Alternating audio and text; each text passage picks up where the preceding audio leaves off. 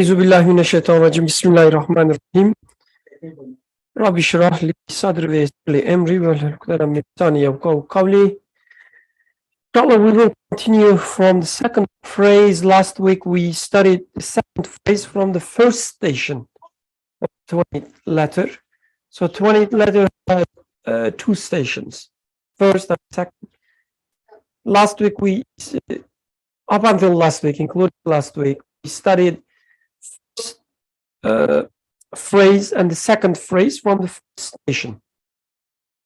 And then inshallah we will continue studying the second phrase, but this time from the second station, because in the second station we will see a more detailed discussions on whether the phrase itself is true or not. He is one.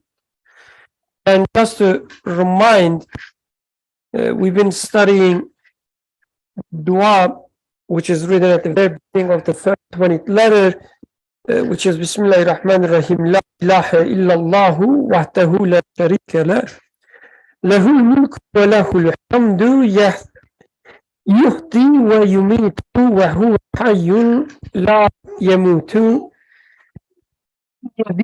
biyadihi al-khayru wa huwa ala kulli shay'in qadir wa ilayhi al-masir. That was the dua, the prayer, and so far we studied La ilaha illallah, and now we are studying Wahdahu. The next week, not next week, but after we finish Wahdahu, inshallah, we will continue with La Sharika Lahu. So phrase by phrase, we will inshallah cover this dua. And speaking of dua, maybe you should read the second phrase, if you don't mind. Use the microphone.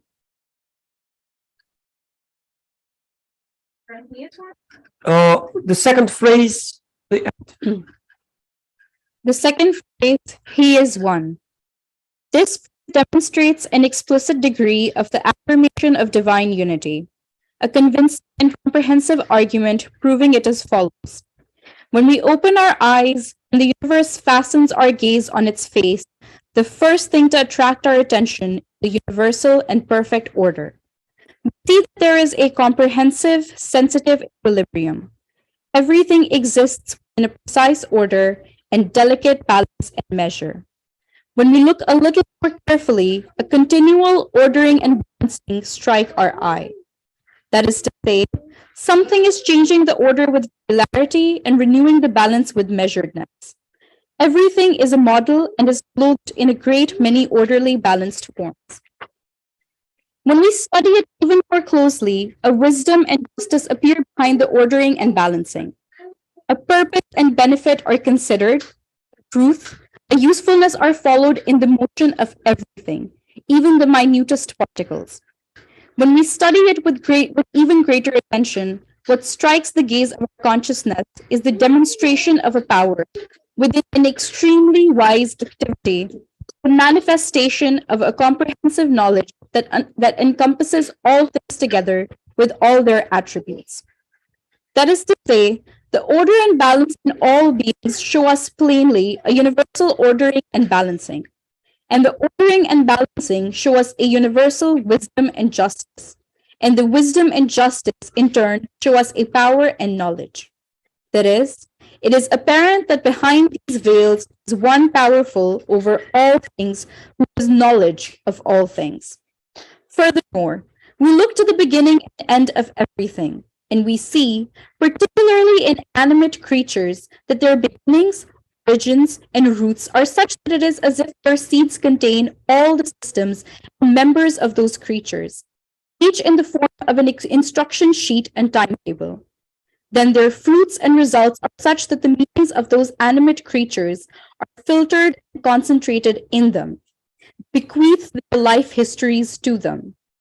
It is as if their seeds are collections of the principles according to which they were given existence, and their fruits and results a sort of index of the commands that brought them into existence. Then we look to the outer and inner faces of those animate creatures, the free disposal of an utterly wise power and the fashioning and ordering of an utterly effective will are apparent. That is, a strength and power create, a command and will clothe will form. Thus, when we study beings attentively, we observe that their beginnings are instruction sheets prepared by one possessing knowledge, and that their ends are plans and manifestos of a maker.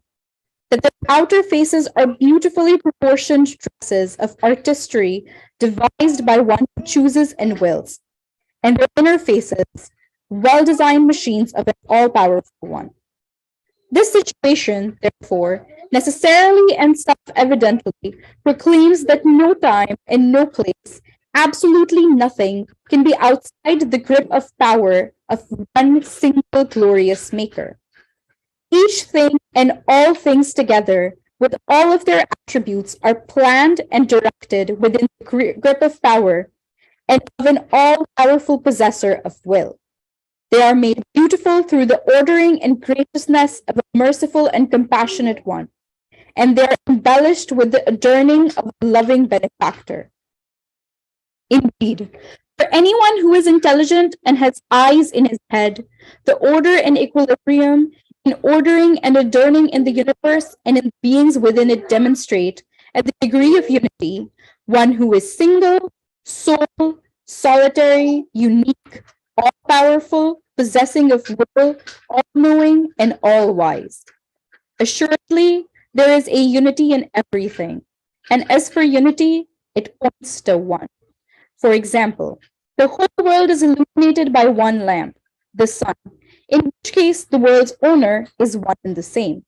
And for example, all the animate creatures on the earth are served by air, fire, and water, which are the same. Since this is so, the one who employs them and subjugates them to us is also one. Thank you so much. So I had some feedback about the sound quality. So can somebody other than Hatice confirm? So if you are available or not, that would be great. How is the sound right now? I will just wait the 5 seconds, otherwise I will assume you are not available. Okay. So Hatice, how about you? Good or bad? It's still a little choppy. I'm going to connect from another device, but it was Let me try something and you can connect. Just give me a second. Sorry, it's Oh. it's a little, it's at least for me, like muffled. Like it's, I can hear you, but it's like muffled. Okay. for me. It's not Try one muffled. thing. It's just like a little bit of every word just gets cut off, or maybe that's what was just referred to, I guess, with the word muffled. Oh, is it any different right now? Yes, much better. Much better? Okay. Okay. So we should use the output, the real thing. Okay, Jazakallah khairan. That was very helpful. Okay, so we are done. Discussion. We corrected the sound. Any initial thoughts about the part, and especially you, Zarar, because it was you last week asking, you're talking great, I love, he's one, wahdahu, but how do we know that it is true part? So any first impressions about the text? You may say, you know, okay? Okay, very confused. You can leave. Okay. Who else confused want to join in? Jokes aside, okay, any first impressions? And if you want to speak, just raise your hand so that we can give you the microphone.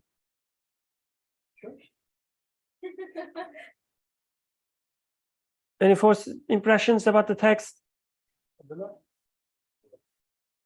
I think Abdullah would like to say something. Okay. Yusuf, would you like to maybe give your initial thoughts?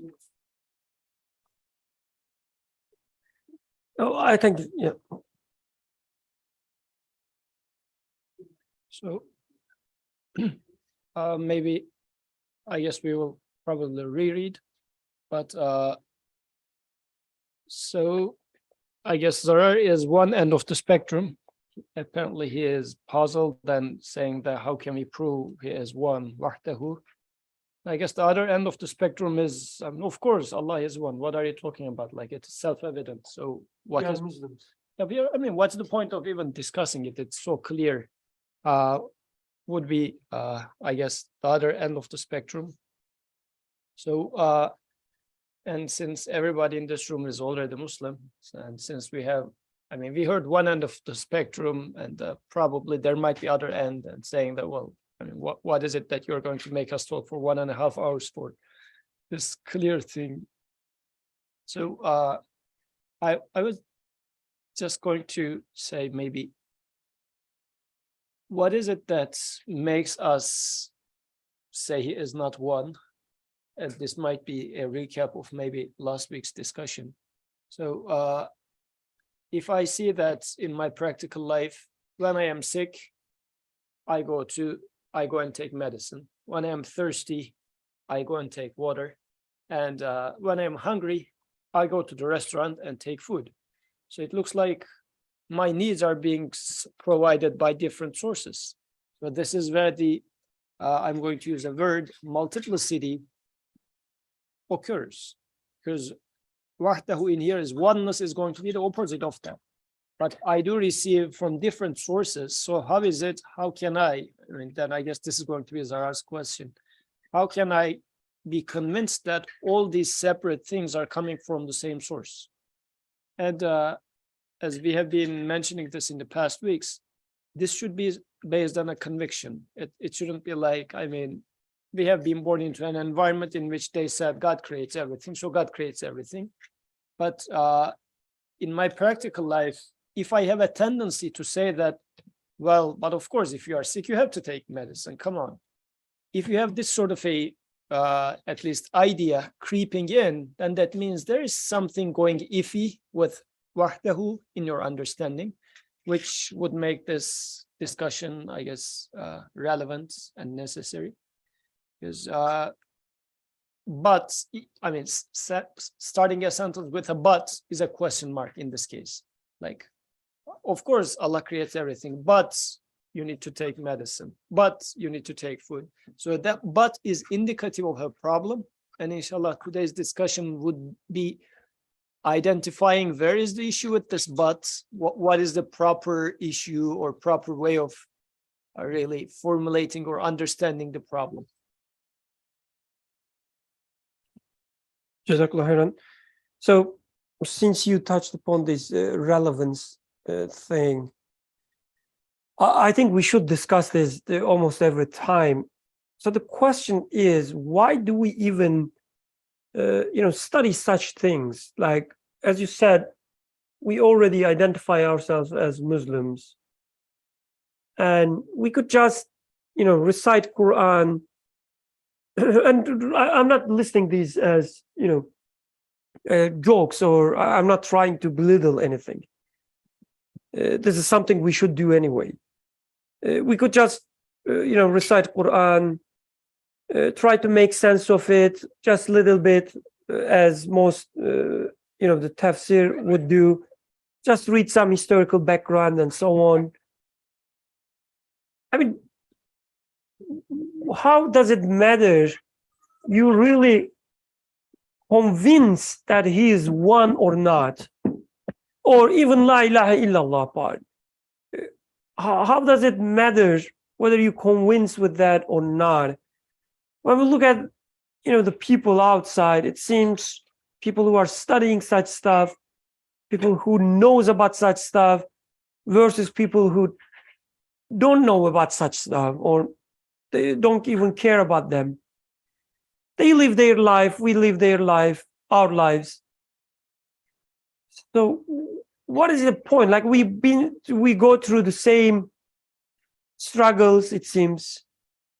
We have to work, we have to study, you have to get your title, graduate from some schools, prove yourself to your parents, your beloved ones, your nation, whatever you're trying to prove yourself to. And it's same for them as well, at least from an outside perspective. So what is the point coming here other than, the food is delicious, that's for sure. I like you guys and, seeing you. This is my kind of like a social event, right? I don't go to bars or nightclubs, whatever.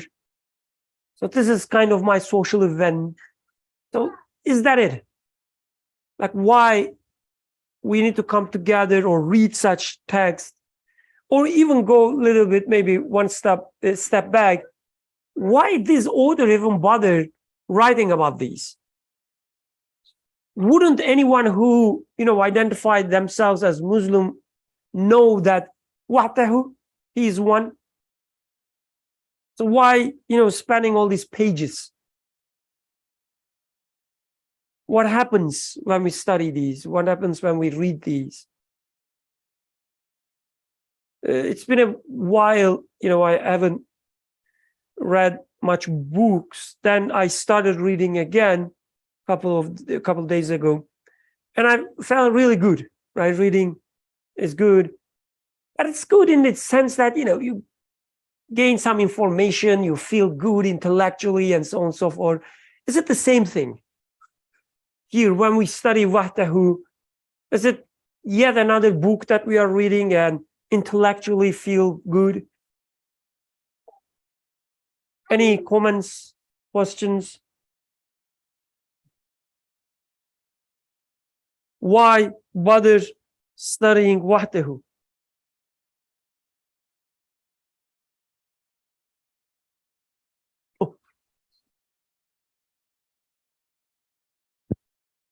I mean, for me, when I read, I can agree with Zarar. Like when I read this, like Nursi says, we see a most compassionate, generous, and merciful munificence and bountifulness. Nursi is saying all these things he sees. He says we see a most wise creativity. We see that everything is a mirror, reflecting the beauty of his perfection. If I saw the world like this, I wouldn't come here.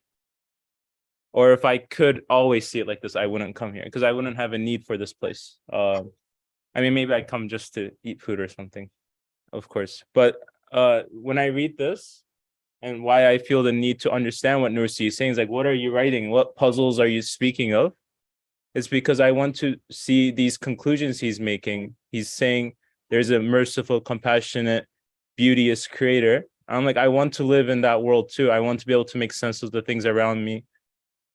So I almost need this text to make sense to me if it can. And I would hope that the people here could help me in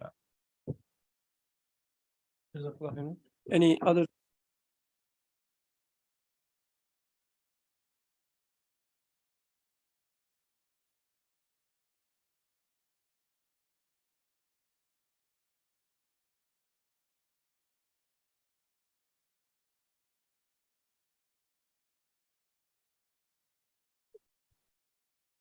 Not this, but something else. Yeah. I think the reason why I come here is like remembering everything. Because, for example, if you start to maybe don't go through these things, like you miss one namaz, and then you start to follow that pattern and you start forgetting things. For example, even it's the same with people. You don't meet a person for a long time, then you start to lose that connection. So I think coming into this kind of space, talking with people, it's really important to have that connection with Allah. And then the other thing is like trying to understand things. And as you mentioned the other day, like there's an inherent need in us to find our creator, sustainer. So it really helps me with that to understand those kind of things.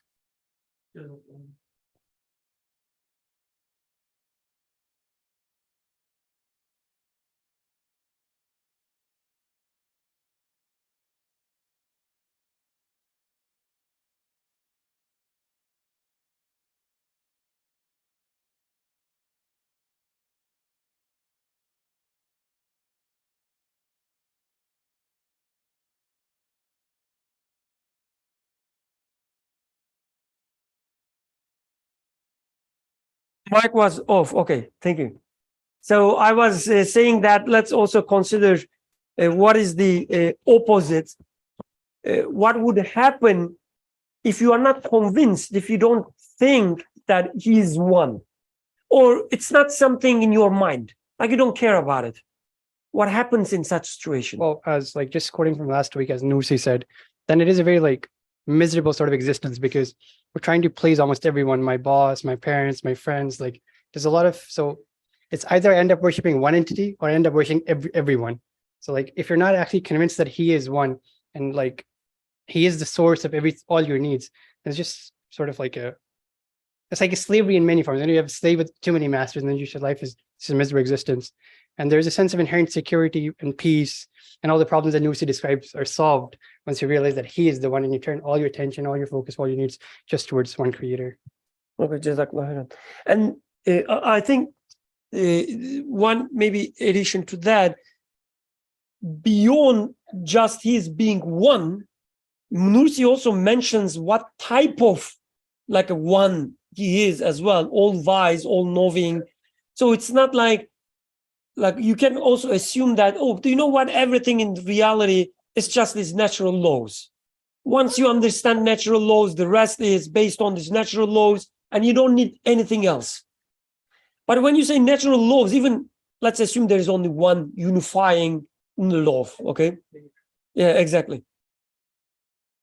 The blindness of this law, the tyrant, like this law of being a tyrant, meaning doesn't care about you, doesn't know you, doesn't hear you, and so on. It's still not, addressing our needs. Go ahead, please. So I mean, just a one sentence. So this discussion is not a standard Aqidah class in which, in Islam, it's one God, not three, as in Trinities. I mean, this is not the point. The point is, Quran keeps mentioning wahdahu pretty much everywhere. That means it's as important for me as the air or water in my practical life. So let's try to see that practicality of it, because we should be suspecting, since Quran mentions it so much, we should be suspecting from ourselves, meaning, am I thinking otherwise that Quran is emphasizing and re-emphasizing it? Because if I were to saying that, oh, Ali, be careful with your attitude. Oh, Ali, be careful with your attitude. If I see it for the third time, you would say, oh, okay. I mean, you're just coming too much to me. Did you see anything I'm doing wrong? So Quran keeps saying wahdahu, wahdahu. Therefore, I should say, am I worshiping multiple creators? What's going on? So this sort of a thing. Otherwise, it's not like, oh, we versus them. Let's try to make a technical discussion. And at the end, we are going to be defeating some other denomination and whatnot. We will prove it for them. And this is one big, I would say, not a trick, but a mistake we do a lot. We fall into this trap a lot, which is studying or trying to understand something for other people, so that I will prove it to my parents, so that I will prove it to my ignorant atheist friends or whatever.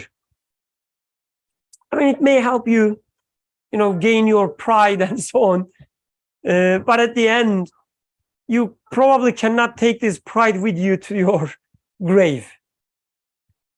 So we should study this for ourselves, meaning we should realize and confess to ourselves that what the who is something troubling. It's not that easy to grasp. If there are any other comments, initial comments, we can take them. Otherwise, we can start reading text again. Okay. The second phrase is one wahdahu. This phrase demonstrates an explicit degree of affirmation of divine unity, a convincing and comprehensive argument proving it is as follows. So he will look at the creation and read it step by step. Let's see how it goes. When we open our eyes, so when we open our eyes, at least to me, means whatever I'm telling you right now, it is in front of your eyes. Okay? So don't read this as something abstract or theoretical. You should be able to see it just in front of your eyes. Otherwise, you are missing what I'm telling you. Okay? Don't memorize, try to see it yourself. When we open our eyes, when the universe fastens our gaze on its face, the first thing to attract our attention is a universal and perfect order. We see that there is a comprehensive sensitive equilibrium. Everything exists within a precise order and a delicate balance and measure. Let's read the second one as well. When we look a little more carefully, a continual ordering and balancing strike our eye. That is to say, so before it was order and balance. Now he's talking about ordering and balancing, like the verb form of the same thing. Okay. Before it was like for those who know Arabic, it was ism. Now he's talking about the fi'l. Ordering and balancing struck our eye. That is to say, someone is changing the order with regularity and renewing the balance with measuredness. Everything is a model and is clothed in a great many orderly balanced forms. Let's stop here and discuss this. He says, when you look at the universe, there's an order, there's a balance, and we should maybe discuss this balance part especially. He's talking about the sensitive equilibrium and so on.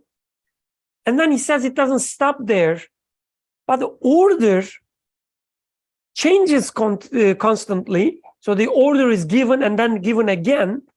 And this giving part as well, like a giving order itself in an order. And every time order is changes, it's a new order. Okay? And go ahead, please. No. The microphone, please. So this is supposed to affirm divine unity to me, right? But in order for it to do that, I need to first understand what is meant by divine unity. So could you define that for me, please? So I would suggest the other way around, because what I mean with this. So we come with some preconceived ideas of divine unity, right? What unity is, what divine is, and so on and so forth. My understanding, author is taking the reverse direction and telling us that forget about what you know, what comes to your mind when I say divine unity. Let's look at what is in front of us. That's something that we agree. And then from that, let's build a new understanding of divine unity. If you're not pleased with this approach, of course, you have all the right not to be pleased. So we can ask others whether if they have maybe disagreement with you, with me, sorry, and maybe they can say something else. I don't know. I'm looking at everyone. Okay. So why this is important? It like with divine unity, it seems innocent. But when we start discussing things a little bit more complicated, things like qadar, for instance, fate or not the qadar. Okay. We all come with these preconceived ideas and they start clashing, and usually they are inconsistent in themselves. And when we try to understand the text with our preconceived ideas, it doesn't make much sense. I'm afraid the same thing can happen with this divine unity as well. As Yusuf said, we usually take divine unity as opposite of Trinity. And that's all we need, all we know about divine unity. So author here is not talking about opposite of Trinity. Talking about the universe, the reality around us. So my suggestion, let's try to understand that part first. Okay. If you are okay with this. Yeah, we could try it that way, and then if we can come back to this. Inshallah. Yes. Yeah. So let's start from here, and don't try to make the connection between what we read, these two paragraphs, and unity right now. Just let's try to understand what he says and then why he says. So any comments about these two parts? Order, balance, changing order, order within order, order in the change of the order. It's like Inception, right? Oh, please, the microphone, if you don't mind.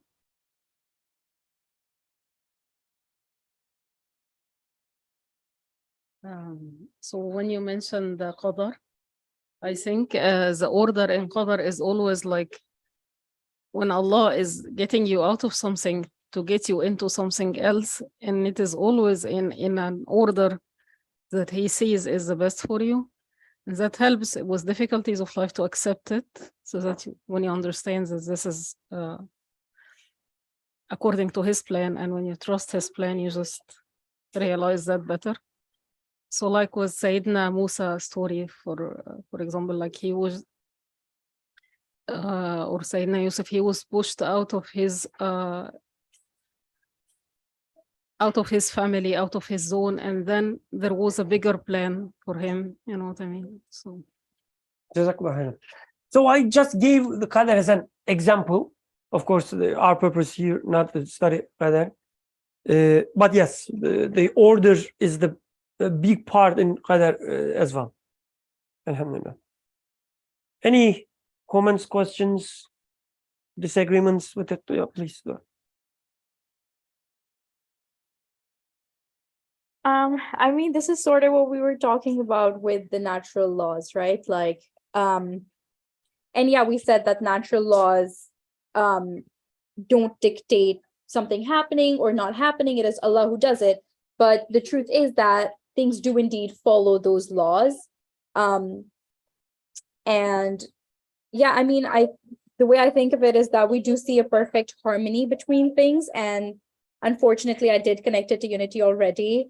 So I thought of how like everything is connected to one another. So for example, the sun is there to help the earth, and then, you know, like it rains, and then you see the formation of crops. It rains too much, you see there being floods, etc. So I do think there is a harmony in everything, and it makes me think about how I don't know if you've like heard that thing about like the proportions of this earth are very specific in order for life to be here. And if something was like out of balance even a little bit, like the earth's magnetic field was a little bit off, life wouldn't exist or something like that. So I do think there is a unity there that is, and like a harmony between things that is important. Yeah. So these kind of examples, like let's say magnificent examples of, let's say, balance. Starting from magnificent examples, though, may give us like it could be dangerous in one aspect, in the sense that somebody would tell you that, oh, actually the earth, you know, the degree is not that perfect. If it was, I don't know, I'm just making up, a little bit, you know, toward like a tilted toward the clockwise, it will be better for seasons and so on. So like we can always come up with such stories, and it shouldn't change the thing. But I totally agree. Like this is a true example for a balance. So let's start from there. Maybe here's some examples. What do you understand when we say there's a perfect order in the universe, or there's a perfect balance in the universe? What do you understand? Maybe you don't agree with that. Maybe you say that, to be honest, I think this is an old school way of looking at things, because we know from our sciences that not everything is perfect, right? So open mic, Zarar. I was thinking of an example of like things with continuous order that are always changing, but still in order. And I thought of like birds waking up, like start speaking the time of Fajr. So like in summers, we start this at 4 o'clock. And then towards the winter, they start at 6 o'clock. So like they do have a set time when they do wake up. Like, and it does change if you track the time, but there's still like a sort of order. And it is changing with an order too. Yeah, that came to my mind, like just observing birds and maybe like how ants follow a straight line and stuff like. There's a lot of like order that we observe in the animal kingdom. So Any examples? Oh, please.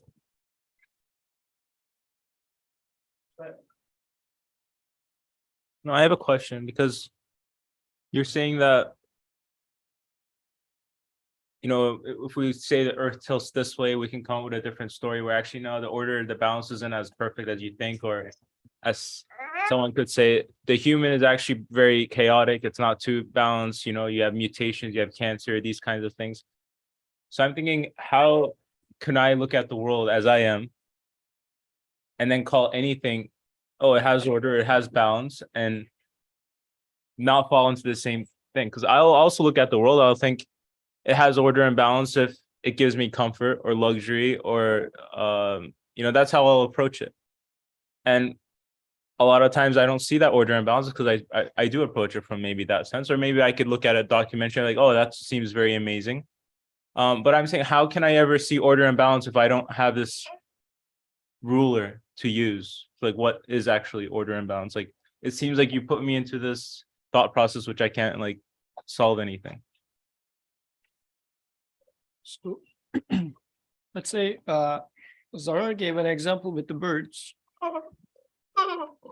That's a good example. Well, I don't know if other people would other examples, because what happens is, I'm going to give mention a problem that I also quoted last weekend. We were talking about in a discussion like this, we were talking about, does God create out of nothing? Is there such an example? And we were maybe a crowd of people as much as this much. Not even a single example came out of it. And then one of the brothers gave an example of, yeah, under the sea, although there's no sun, no nothing, still the creatures are being fed. Therefore, the creator creates things out of nothing in the deep sea, which I have never been there. This tells something, like not being able to find an example means that I don't really know what it means, creation out of nothing.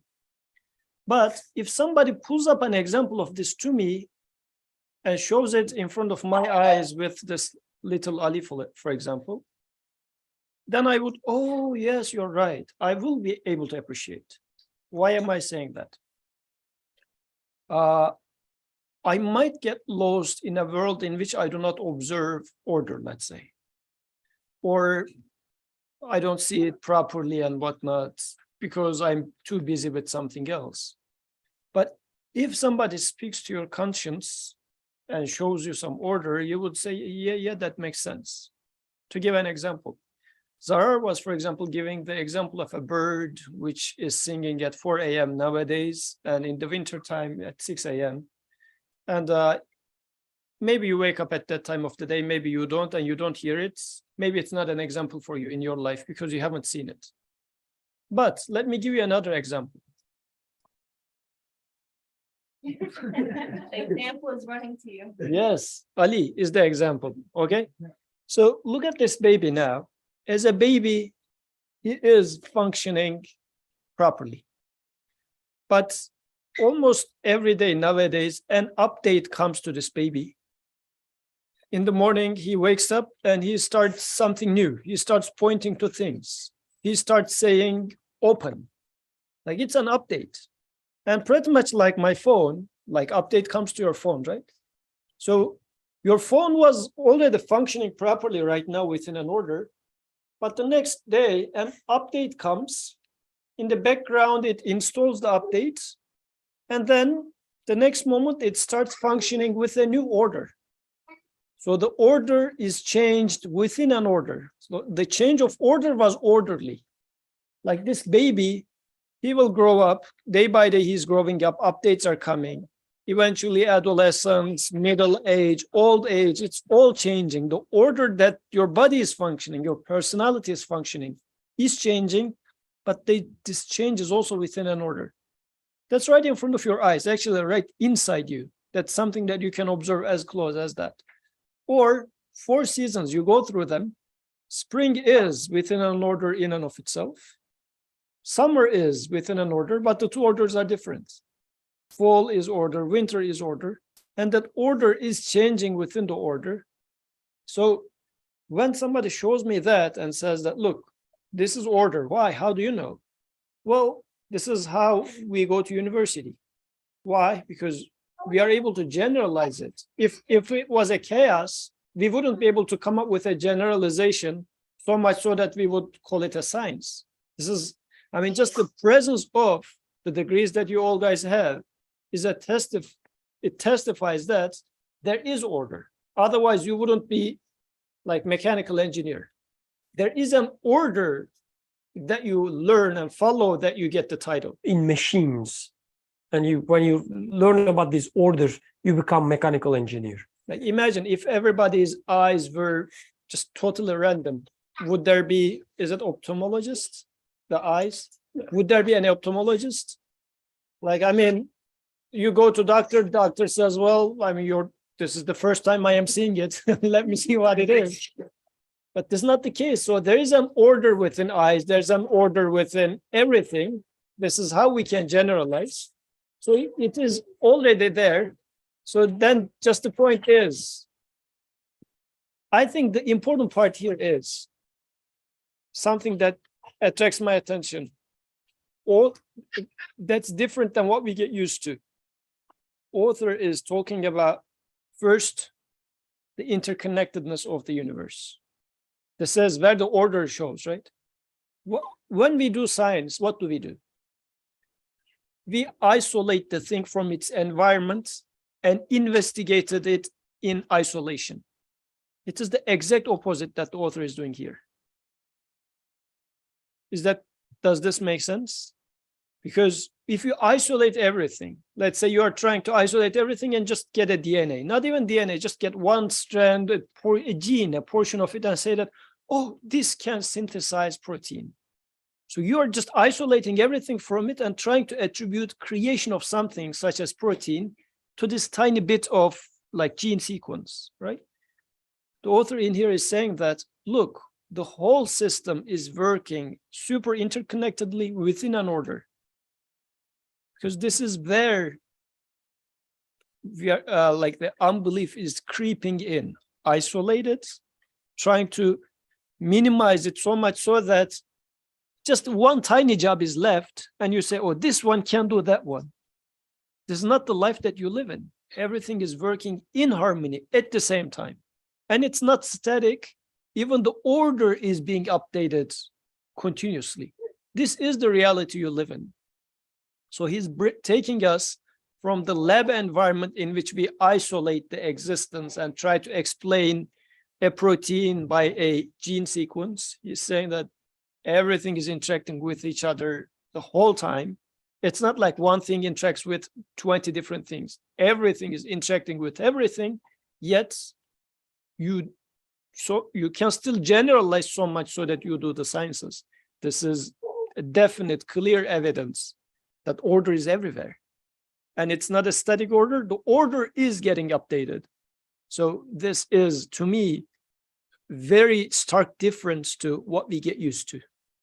And what we get used to in the sciences is actually leading us to, I mean, although in my tongue I might be saying that there's one God, but if you ask me practically, I say, no, that gene produces this protein, and that portion of DNA is responsible for this disease.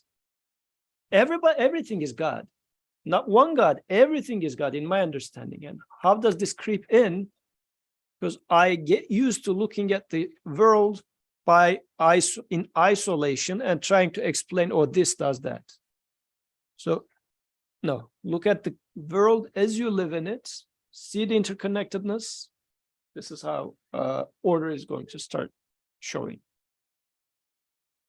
Jazakallah khairan. So one maybe point we should make is when we say order, and especially when we say perfect order, there's a big difference between what author is saying here versus, things like we used to hear, what is it called? Intelligent design.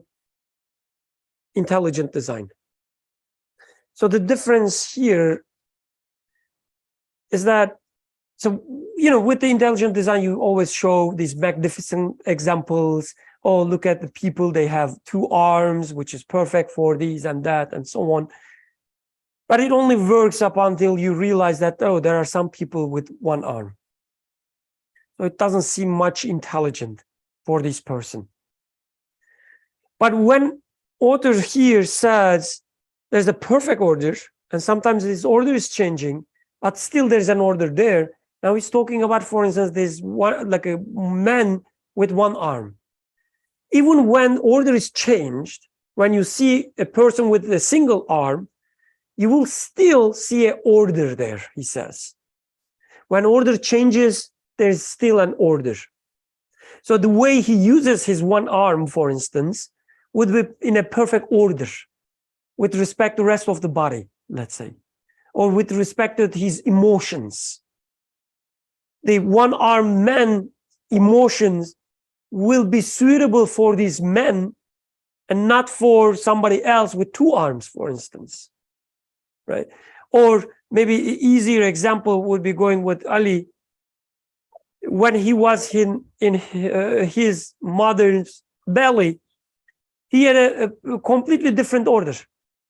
The way he breathed, he didn't breathe even, right? The way he eat and so on and so forth.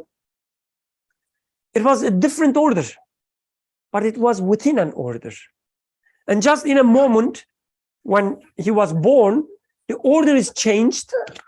Now he's following completely different order, but still an order. Order is changing. Sometimes you see, the things out of proportion with respect to what you expect, but you will not see any chaos there either. You will see a perfect order there. 1-armed or 1-legged dog, for instance, will be a perfect 1-legged dog. Everything about this dog will be perfectly suiting, fitting just 1 leg, right? So you wouldn't see, for instance, when a dog missing a leg, you wouldn't see that he's still walking, just like a dog with 4 legs. No, you will see the difference. His movements will be fitting 3 legs, not 4 legs. The way he runs, the way he sits, will be fitting to 3 legs, not 4 legs. So there will be still an order there. Oh, microphone.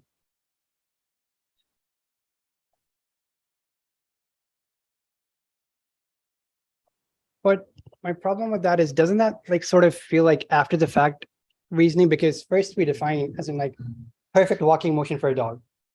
And generally the population has 4 legs and it exhibits a perfect sort of motion. We can study the mechanics in detail, it's perfect. But then we do realize that 3 legs is an imperfection compared to 4 legs. Do we compare? Not for that dog, because if we study just the mechanics of motion with 3 legs, with 4 legs, and as to it is applicable to most of the population, they can't run as fast, they can't run as smoothly. It is more prone to falling.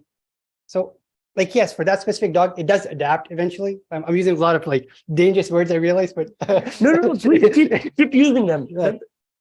Yeah, it does adapt eventually, but it's sort of making up for something. For example, if that dog had 4 legs compared to its counterpart that does have 4 legs, life does seem easier. It is easier to walk and all that. So that thinking is after fact thinking, and also based on non-existence.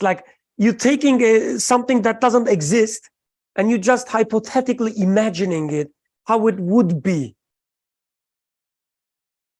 That's the reason author starts. The first sentence is, when we open our eyes. So base your arguments on what you see, what is out there. So when you see a dog missing a leg, what kind of imperfection you see there? So within the dog itself, I don't see. He falls, for instance, more frequently, as you said, right? This is exactly what I expect within the order. it perfectly fits to the order that I observe in the universe. The what you say, the mechanical, sorry, mechanics of the motion perfectly fits to the mechanic of the motion. It would be out of order if he was same as a four-legged dog. The way it walks, the way it lives its life is in a perfect order, perfectly fitting to mechanics of motion, as you would say. So that's the reason Yusuf was saying that everything is connected to each other. And we're talking about a common order now, which is true for this dog, true for another dog as well. And because since our childhood, we are taught that, taught of these equations and so on and so forth, things becomes very ordinary for us. But when you think about it, one dog following a certain order, another dog, and this dog has different characteristics following the same order. This should surprise us. Why? How they know each other? Why this dog behaves just like the other dog? Did they come together and make some agreement that, do you know what, we will use our legs this way or that way? No.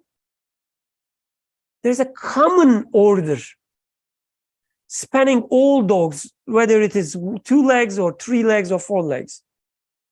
I think this is the interesting thing.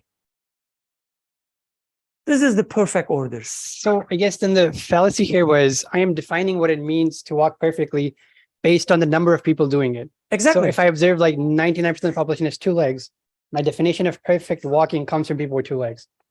And that is fallacious. It should be like definition for each person instead of a general definition. And this is the understanding of perfectness in things like the intelligent design, for instance. They do understand perfectness as you describe, and it doesn't work. So the perfectness here, the perfect order, is kind of beyond any boundaries. Like you cannot find any place in the universe, any single moment, or both moment and the point in the universe, which is out of order. You will see the same quote unquote natural laws being effective everywhere, even when the situation is changing. And this is not something ordinary. Just to defend intelligent design a little here, because I like that they're better than evolution. The proponents of intelligent design talk about this thing called irreducible complexity. So it is like something that you cannot explain why it would evolve the way it did. And that component in itself would not make sense. For example, there's a certain type of bacteria that exists in like hot water springs that has a tail that works like a spring. And explaining that part on its own does not make sense unless you study the whole bacteria. So it's just called irreducible complexity, which is the opposite of evolution. And it's like that, I agree, but the problem there, it assumes you can explain just this single part. And according to, for instance, Imam Nursi, no, you cannot even explain. Even if you try to isolate and see one thing is happening, you cannot even explain this one thing within itself without referring to a creator. So that's the difference. You can just are you saying anything different than the laws of physics apply everywhere in the universe? Because that's all, laws of physics apply everywhere equals order. Is there any difference in the two? So I would say the difference is when you start talking about the laws of physics, you make a lot of assumptions, like all these reductionist approaches and so on and so forth. And somebody may argue that no, laws of physics doesn't work in the biology world and so on.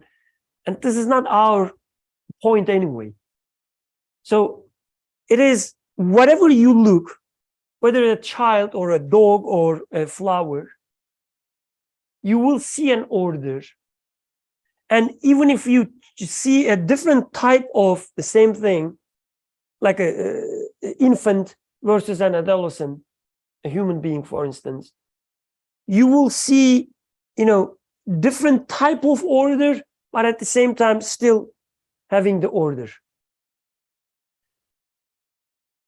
The reason I'm trying to distinguish is this. It doesn't matter whether the physics laws are same everywhere or not.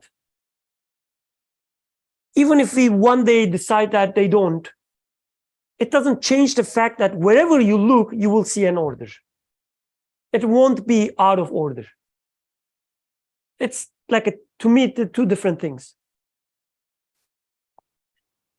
Go ahead. Oh, you have a question? Go ahead. I just think, continuing with Abdurrahman's question, doesn't that make sense? Because, I mean, won't we have to define order for that first? Because Newtonian mechanics, it does sort of make sense. But if you go down to the quantum level, it's just chaos. And then we don't understand a lot of things. So, and essentially we do explain, like with chaos theory and everything, things do not apparently follow the order as it does like at a macro level. So are we defining that chaos as an order too? So that's what they do. But anyway, let's not go deep into the technical jargons, because I really think they wouldn't take us anywhere. But it's just a side note, as far as I know, when we talk about the chaos, it's not like a layman's term. It's actually the order within a chaos. Like something looks like a chaotic, when you study it, you will realize that it's actually based on some order that we're trying to find. This is what a scientist would mean with a chaos. They wouldn't mean, so when you say, for instance, the quantum level, it's all chaos, it wouldn't mean that things happen without any order, without no expectations, and no, they still start fitting the probabilistic distributions and so on, which has some structures. So again, we don't have to go there. Let's use our human mind, just, the humanity, and see what we see. This is a trick, really, like it's a magical trick, actually. Like when you ask question like, oh, look at this baby, right? I see an order.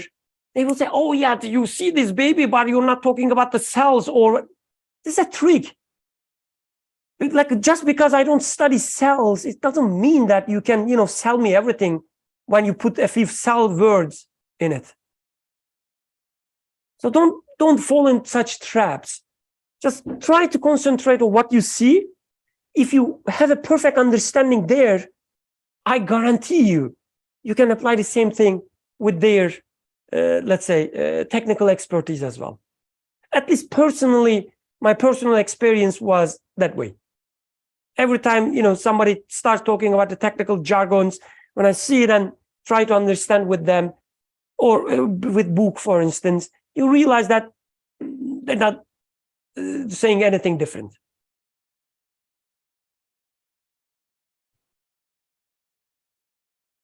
Can I really quickly say something? Please, and then can you pass Yeah. the microphone? And then, oh.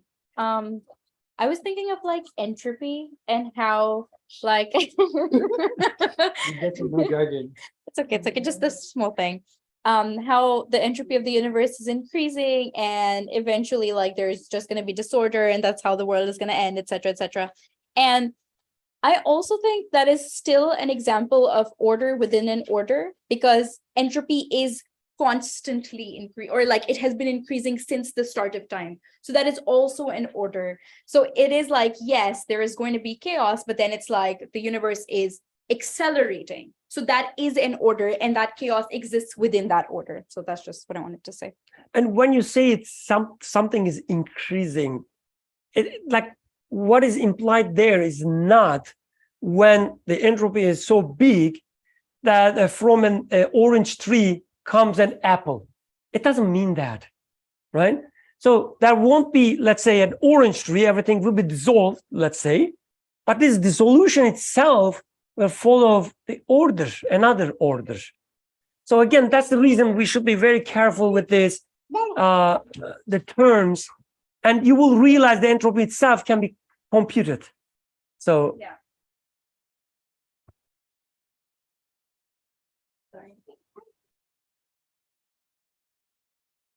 So, speaking of balance, I think like studying medicine helps to meditate a lot all the time. And we had like a famous anatomy professor while explaining the lactation ducts in the mother. So normally the duct is a straight one, like in any gland. In the lactation ducts, there is a dilatation at the end of the duct, which allows the baby, when he first suckle, easily receive something so that he continues and he encourages, because it is an effort for him.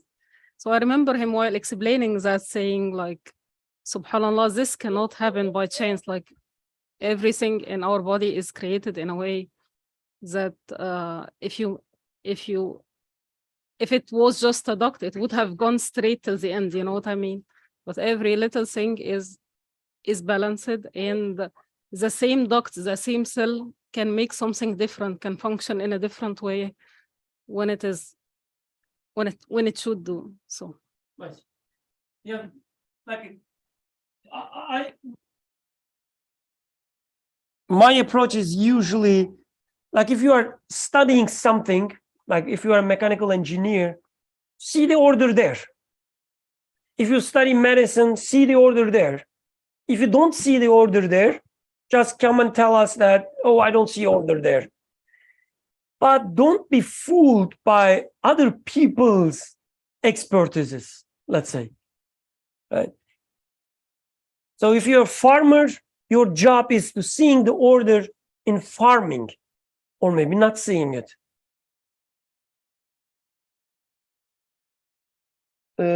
There was a comment from this side as well? No? Anyone? So, and the author is taking this approach because this is a different approach than especially what we are trained with, as I was trying to point the distinction between science versus what's being presented here. This is coming from the very first verses of Surah Mulk, actually. So in the very beginning verses of Surah Mulk, تبارك الذي بيده الملك وهو على كل شيء قدير الذي خلق سبع سماوات طباقا ما ترى في خلق الرحمن من تفاوت فارجع البصر هل ترى من فطور. He who has created 7 heavens in full harmony with one another, no fault will you see in the creation of the most gracious, and turn your vision once more. Can you see any flaw? ثم ارجع البصر كرتين ينقلب إليك البصر خاسئا وهو حسير. Yeah, turn your vision again and again. Your vision will fall back upon you, will come back to you, dazzled and truly defeated. So, Quran is inviting us to look at the creation of the 7 heavens and the earth. 7 heavens in here is a like multiples. So what it is saying is look at the system as a whole. It is functioning in harmony. So because I might be, for example, if it's about, since you guys are professional students by your training, you have been students for 20 something years. So like imagine there is a very complex programming assignment or a project or a academic paper. And you see that, well, I mean, you know, I'm not that much of a talented person, but I say that, look, I just narrow it down, come to a single sentence, even not the single sentence, half of a sentence. I say, I have written this. So, well, yeah, you can write this sentence. It's just a half a sentence. Even the small Ali can write that sentence. See, although the paper as a whole would say that whomever has written the whole paper must have put that word over here, because that single sentence over here is in full harmony with the rest of the paper. So you would say that, no way, you cannot have written that sentence. But I masked the rest of the sentences. And I just show you a single sentence. I said that, can I not write this sentence? You said, well, you can say this sentence. Anybody can say this sentence. And I claim ownership of this sentence. And then I show the next sentence and say, can Bill Khan not say this sentence? You say, yeah, Bill Khan can say this sentence. The whole paper, I distribute it to other people. And at the end, I say, see, I explained how the paper is written. This is what is going on. Same thing, let's apply it to Quran. So if you put Quran over there and say, Yusuf, can you write a Quran? I say no. But I just take a half a sentence from Quran from somewhere. Wahdahu, or some half a sentence from Quran, and say that, well, look, and I take a YouTube clip. You see, in this show, one person is speaking the same sentence to another person. See, humans can speak the same thing as Quran. Therefore, this sentence is written by Zarar. This sentence is written by brother Muhammad. So even you cannot distribute the whole Quran to the people. But if you see the message of the Quran and how it is fitting, it's perfectly explaining the existence, you can say that not a single verse, a single word can be said by anybody else. So this is why Quran is inviting us to open our eyes and look at the life that we live in, and it applies to everywhere. It applies to authorship of Quran. It applies to authorship of your papers or coding projects and whatnot. It applies to the creation as well. And the trick is, if you would like to claim ownership on it, just isolate it, make it small enough so that you can land your hand on it. And inshallah, a few weeks later, when we study La Sharika Lah, we are going to talk more about that and how this is a trick to just simplify it so that you can claim ownership on it.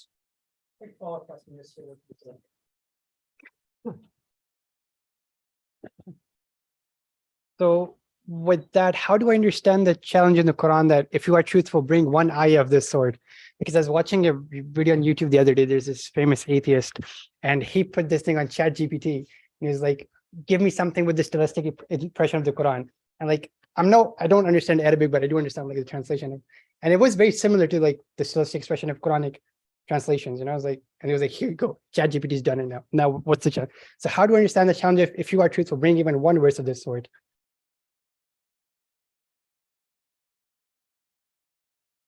So for it to be a speech of the creator, so is it going to be, because if I take it as speech of God, it's again going to be relatable to the rest of the picture. So you come up with a single verse of the Quran, but like in what sense it is going to be in harmony with the existence? Because if, let's say, you bring one sentence, since it's Quran, one sentence of that Quran has to be in line with the whole creation. So is this made up sentence in alignment with the creation? Because it's not like I can take an isolated sentence or an isolated surah and whatnot and say that, look, this is the same sentence and what. For it to be a speech of God, or what is the role of Quran, it needs to be in perfect harmony with the creation as well. So because when it comes to replication of Quran, it's not simply like grammatically. I do expect it to fulfill the purpose of Quran. What is the purpose of Quran? It's explaining me my life. It's explaining the universe to me. So this made up sentence, is it really making sense? Is it really fitting? Or is it just grammatically or verbally some sentence which is just sitting out there? I mean, if you take it in such a silly way, you just print out the Quran itself and say that, here is the, the Quran that I made. Obviously, this is not the point, right? It's like, I say, I'm a perfect scientist. I came up with this, the equation of the motion of the atom, for instance. And I tell you that if you are as clever as I am, just bring one equation like this. So does it really make sense that you just, to change the symbols, or, when you look at it, it looks like my equation, but it says a completely different thing. Is it as good as my equation? No, my equation explains the motion of atom. Yours doesn't do anything. But then, so did the Quraysh, because they're the audience, and obviously they didn't bring something important to this. So, like, did they understand the meaning of this challenge as perfectly as you explain it? Like, it means that produce a verse that on its own is in perfect harmony with everything in creation, which is obviously no one brought forth any verses. So did they take it that way? I have no idea. There are some historical narrations. It shows that they didn't. They come up with some poetic, the expressions which wouldn't mean much, and say that, you see, I come up with this and so on. Some other narrations would say, because they were really good in the Arabic language, they realized just the language perspective itself, the verses, is perfect and you cannot replicate it. So with this ChatGPT, for instance, if you really take it as just Arabic sentence, then you have to show that every tiny details of this sentence in terms of, the grammar, the sarf, the balagha, and everything is as good as the one in Quran. I mean, if you take it that way. So it really doesn't matter how they take it. The question is how you and your silly friend take it.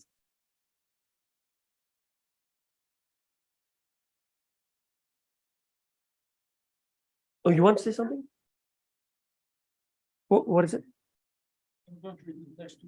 Oh, yes, that's what I'm trying to see. Yeah.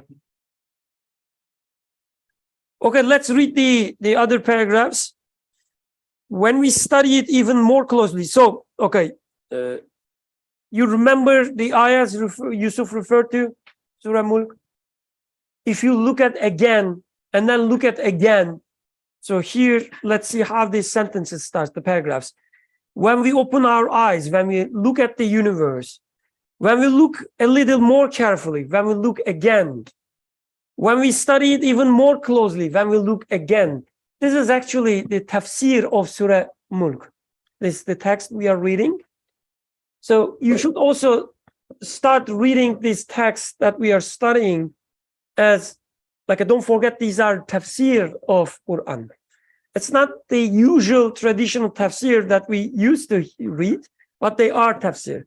So if you study this text carefully, the next time you read Surah Mulk, you will say, wait a second, I know what it means when he talks about the skies. Beyond just some, the allusion to geographical findings and whatever. Oh, he's talking about a system. He's talking about the harmony. It's talking about the parts coming together, being in a perfect order. I know it, you would say. So read the text with this, the understanding as well. When we study it even more closely, a wisdom and justice appear behind the ordering and balancing.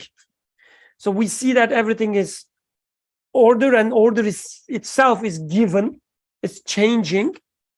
When we look at this, he says, you will realize that there's a wisdom and justice there behind ordering and balancing. So very interesting understanding of justice.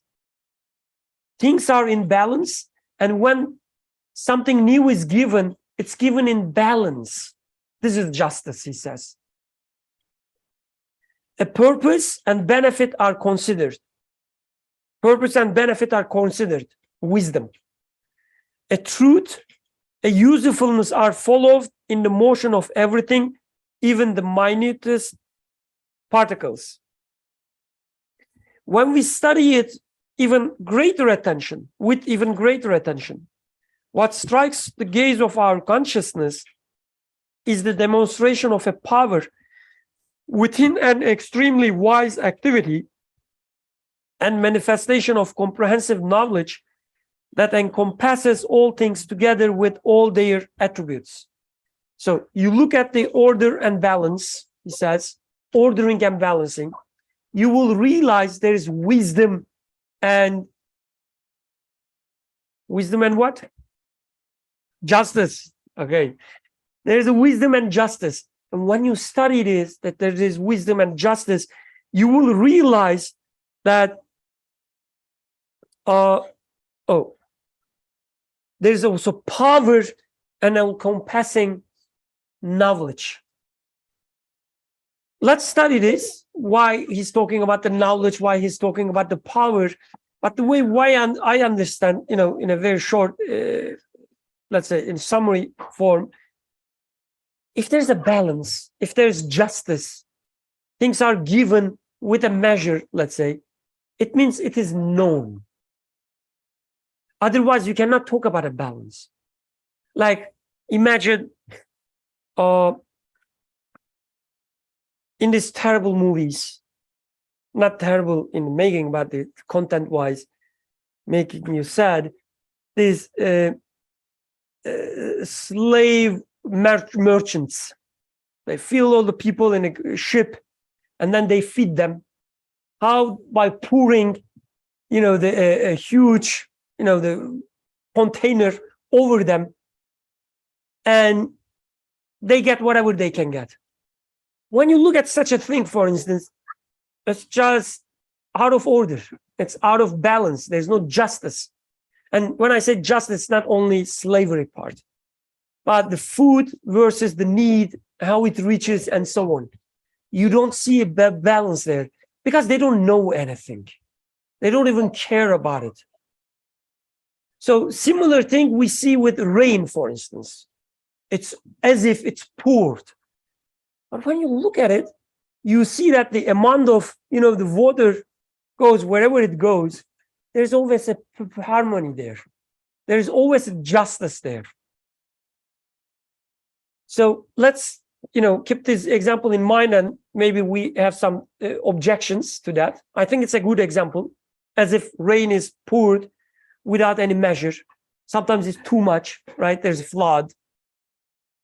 But this is what he means when, talk about the justice, knowledge, and so on. To be just, you have to have some knowledge of, the things, and all compassing, because you have to know the relationship between things as well. It's not just a isolated knowledge of everything. That is to say, the order and balance in all beings show us plainly a universal ordering and balancing, and the ordering and balancing show us a universal wisdom and justice, and the wisdom and justice in turn show us a power and knowledge. That is, it is apparent that behind these veils is one powerful over all things who has knowledge of all things. Okay, let's start discussing. We have 15 minutes. Who wants to start? Go ahead, please. See, my problem, I think, starts with this paragraph because I think I can accept the order and balance bit and the wisdom and justice, power and knowledge. That makes sense. But then how is it apparent that behind these veils is one powerful over all things? I'm struggling with the one in here. And to me, it seems like it's just like, the one powerful over all this instead of like one powerful over all things. So I'm struggling to understand what one means in this context. Great question. Any other questions, comments? You just did it? And also, It was like another thought in my head was thinking of the an alternative to one. So what if there are two, one who takes away and one who gives? So if there's one who is taking away the balance and one who is restoring it. So what would be the problem if we thought of two creators or two gods? And we think, like an argument that is presented is that, if there were two gods, like there would be fighting, there would be chaos. But that is our understanding of humans, two humans who are sort of heading a project. They're going to fight, they're going to want different things.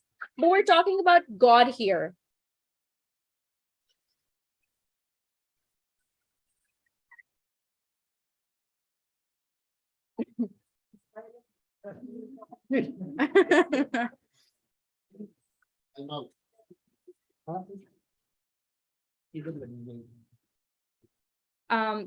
So clearly, if there are, let's say, two all-powerful beings, two all-knowledgeable beings, they won't have the same human limitations that we have. So they won't probably fight over things, and it can be assumed that they could work in harmony with each other. So what is the problem there? Why do we just have to think of it as one?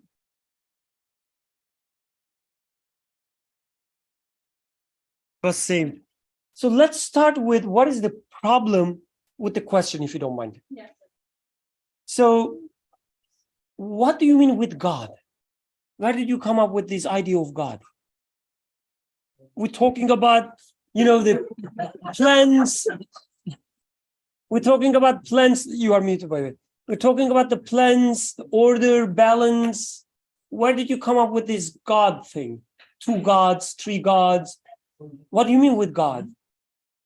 Okay, I guess I jumped ahead. Forget God. Okay. Okay. What is the problem with 2 powerful beings? Okay. So in my mind, how things work is that I have something in front of me and it tells me something, and my duty is to understand what it tells me rather than imagining something else and try to fit it to what I see. So when I say, what is the problem with 2 gods or 2 powerful things? So you're trying to imagine a scenario and then see whether it makes sense or not. Instead, what author does is, let's look in front of us and see what they tell us, what it tells us. And according to him, everything says that there's one powerful thing. So we should we should try to see how it works, how things says there's one powerful thing. When we understand this, if we can understand this, your question would be, why should I even talk about 2 powerful things? Because, what is in front of me tells me that there's one powerful thing. So what is the reason? Forget the problem. What is the reason? What is the evidence that you start talking about 2 powerful things? See, okay, so in the second paragraph, it says, that is to say, someone is changing the order with regularity and renewing the balance with measuredness. Now, Nursi assumes that there's this one someone who is 1, changing the order with regularity, and then 2, renewing the balance with measuredness.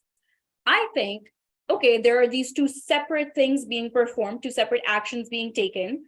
Why is the assumption there that there is one person doing that? Couldn't it be that there is one person who is changing the order, who is responsible for, say, changing the order, and then another person or another being who is responsible for renewing the balance with measuredness? Then when I come to the other thing, I agree with everything. Wisdom and justice, I see it. Purpose and benefit, I see it. Power and knowledge, I see it. Then Nursi says, it is apparent that behind these veils is one powerful over all things. I don't think it's apparent. And I don't think Nursi justifies that to me, which is what I've approached. No, I totally understand. So let's talk about the knowledge, for instance. What type of knowledge we see? Like when we say there's knowledge, there's a knowing one, let's say, and I'm using this one loosely now. What kind of knowledge we see in the universe? Is it, as Yusuf said, I take one thing in front of me and I see that somebody's knowing about it? Is it that type of knowledge? Or is it, I take one thing in front of me and I say that whoever made it must know everything else as well? Is it that type of knowledge that I observe? So we talk about the perfect balance and order, and what we mean with this, everything is related to each other. And when you take even one part of the reality, just this toy, for instance, the way it interacts with the rest of the universe, it's perfect. It's same everywhere. And it's as it is.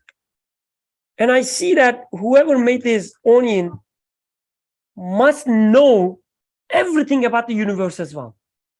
Everything else in the universe. So it's all comprehensive knowledge I'm talking about.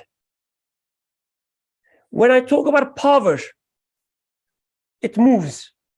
Everything in the universe moves with it.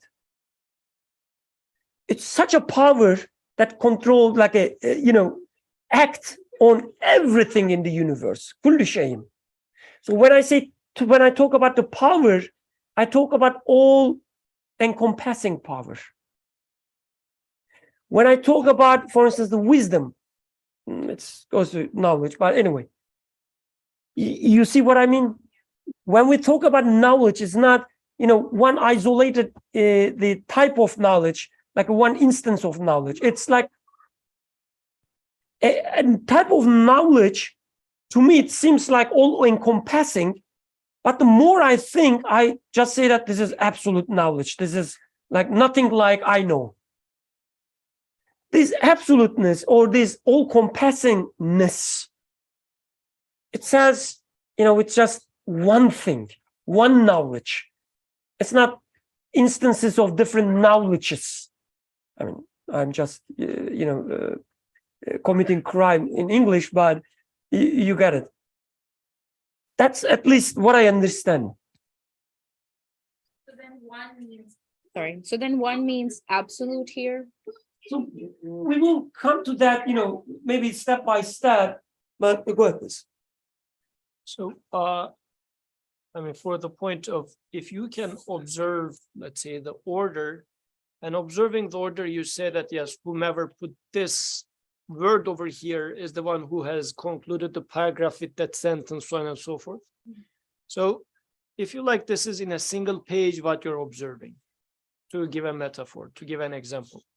But if you see that the other pages are also in harmony with this page, you would say, oh, there's a flow.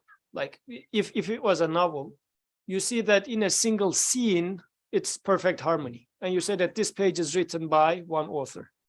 But then you see that the story has a flow in time. So a single page here refers to space.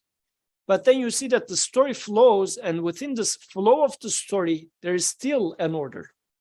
Like you say that, oh, whomever showed me the first scene of the novel concluded the story with that different scene. Oh, he knew what it was going to come to at the end of the novel. This is why he started with this.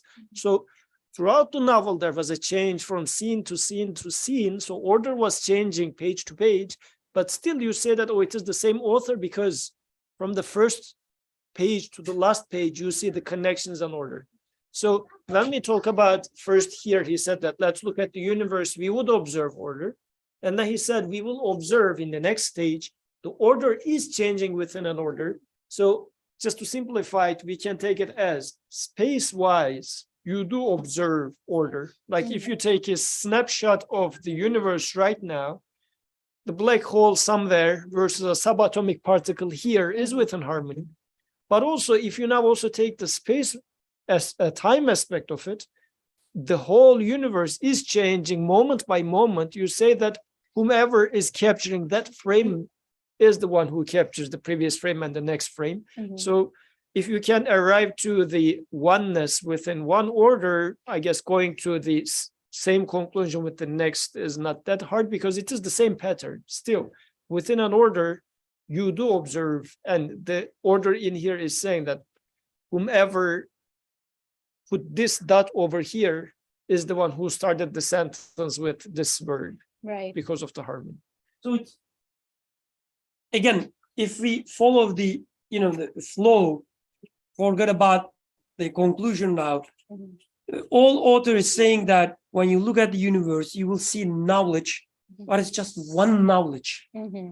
It's the same knowledge, like it should be the all-encompassing knowledge, and you will not see any, particular instances in anywhere, like independent of each other. When I look at this part of the universe, I see that much knowledge, and it's enough just to know, that part of the universe, but not the other part. There's no such thing. Whoever created this tiny thing in this universe must be knowing everything. And it will be same when you go somewhere else, or when you look at different time. Whoever created this moment must be knowing the previous moment as well. I mean, look at you. You now in a perfect harmony with you a few seconds ago.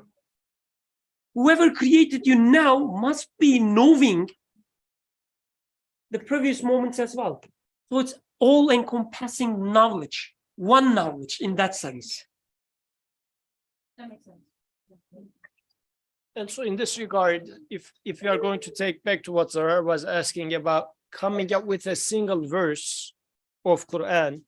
So dua is a verse, an ayah of the creator within the whole creation. So if somebody says, yes, we cannot come up with an explanation for how the universe is made. You claim it's God is doing it, right? Okay. But we can come up with a single ayah such as dua. I can create a dua. So creation of a single dua is as like, just look, if you look at how you are being created and how the rest of the creation and whomever created you must be the one who creates everything else. Because your creation requires the creation of spring and summer and winter and fall. Your creation requires the solar system. Your creation, everything is required for creating you. So this is why if somebody comes up with a, let's say, plastic Barbie type of a thing and call it, oh, here is another dua, I would say this is not dua.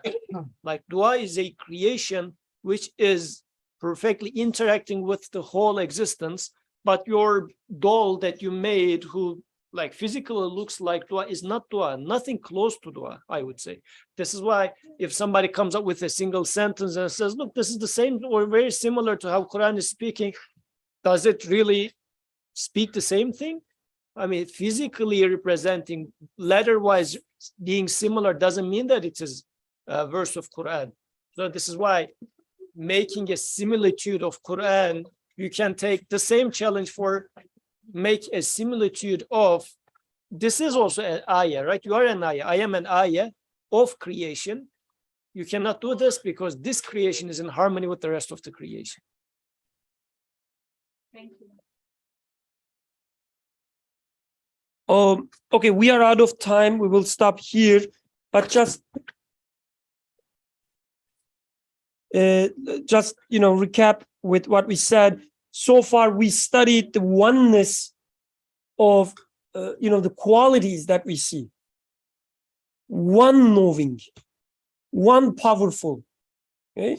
Because, as we said, when we look at the universe, whoever created this, we say, must have power over everything. It's just the oneness of this power that we observe. And this oneness of power, oneness of knowing, testifies for the oneness of the Creator. It's not the other way around. Never, ever start from the Creator. Meaning, let's assume there is two creators, or let's assume there are one creator. No, it doesn't make sense. Because the moment you say creator, probably you don't know what you're talking about. You're probably just articulating a word. And if you are Muslim, you have all the right to say Allah. So there are no two Allahs and so on, as if you know what you say. The Creator himself, he knows. Hence, he can say in the Quran, he can give examples like if there were two creators and so on and so forth. Speaking from his own, the perspective, let's say. So we have to take it from our perspective and see that, look at the universe, as Surah Mulk says, look at the universe, what you see. Look at again what you see. And then it step by step will testify of the oneness, not the other way around. This is a crucial, let's say, methodology or remark. Never forget that. If you start from the Creator, you will always fail to convince yourself. Forget about the others. سبحانك لا علم لنا إلا ما علمتنا إنك أنت العليم الحكيم وآخر دعوانا أن الحمد لله رب العالمين. الفاتحة.